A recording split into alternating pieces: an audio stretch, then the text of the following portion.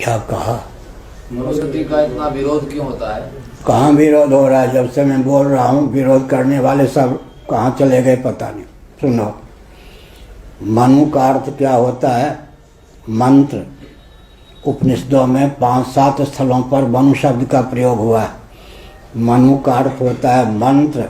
शतपथ ब्राह्मण में कहा गया है, मनु ने जो कहा भेषज है, औषधि है। वैदिक संविधान का नाम मनुस्मृति है। अब आप ध्यान पूर्वक सुनो। शिवाजी के शासन की प्रशंसा की जाती है या नहीं? चंद्रगुप्त मौर्य के शासन की प्रशंसा की जाती है या नहीं?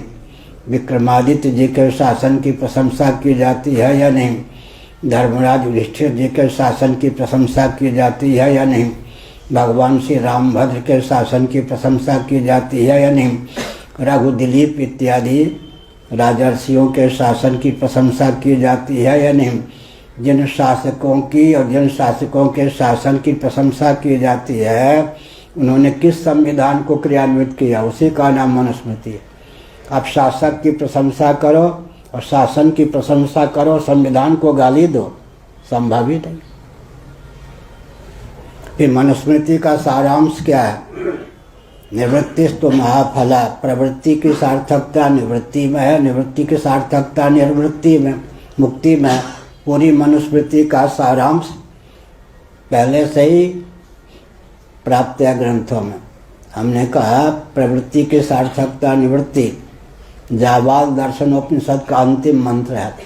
प्रवृत्ति की सार्थकता निवृत्ति में, निवृत्ति की सार्थकता निर्वृत्ति मुक्ति में। यही मनुस्मृति का सारांश है। जिस प्रवृत्ति के गर्भ से प्रवृत्ति निकलती जाए उसकी सराहना की जाएगी क्या? भौतिकवादी मनुस्मृति को न माने चुनौती है, वो देहात्मवादी बने रहेंगे। और देहात्मवादी जितने होते हैं वो वर्तमानवादी होते हैं, वर्तमानवादी जितने होते हैं वो भौतिकवादी होते हैं। भौतिकवादियों की दृष्टि केवल वर्तमान तक होती है। भूत भविष्य वर्तमान तीनों कालों में हमारी दृष्टि जाए, कालातीत परमात्मा तक हमारी दृष्टि पहुंच सके, इसके लिए मनुस्मृति को मानना अत्यंत आवश्यक है। भौतिकवादियों को 3 शाप प्राप्त है। कर्तव्य का पूरा अंत नहीं होगा, करते चलो कर्तव्य पूरा नहीं होगा, ज्ञातव्य पूरा नहीं होगा, प्राप्तव्य पूरा नहीं होगा। कोई भौतिकवादी विश्व में है जो छाती पर हाथ रख कर कह सके जो जानना था जान लिया, करना था कर लिया, पाना था पान लिया। भौतिकवादियों का जीवन निरर्थक। कर्तव्य ज्ञातव्य प्राप्तव्य का अंत भौतिक विधा से हो ही नहीं सकता है। मनुस्मृति के अतिरिक्त और कोई विधा नहीं है जिससे कर्तव्य ज्ञातव्य प्राप्तव्य का अंत हो सके। अब कौन मनुस्मृति का खंडन करेगा? जो खंडन करेगा वो अपनी दृष्टि में ही गिरेगा, उसका जीवन कभी उत्कृष्ट हो ही नहीं सकता है। मनुस्मृति के खंडन करने वाले किसी व्यक्ति के जीवन में दिव्यता आएगी कि आई है क्या? संभव ही नहीं।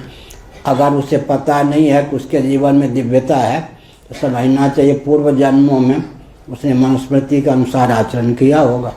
कोई भी दिव्यता वैदिक संविधान को माने बिना, उसका अनुपालन किए बिना संभव ही नहीं है। आगे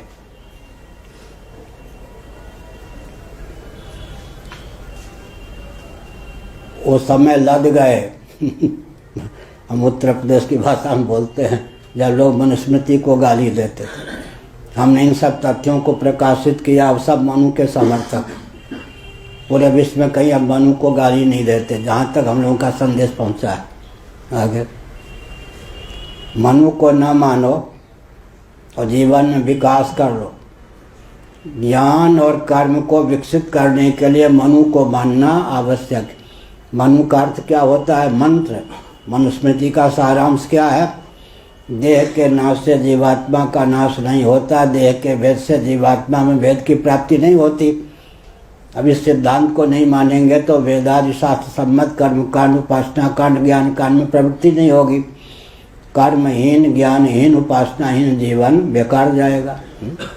आगे पूछो जी। हाँ,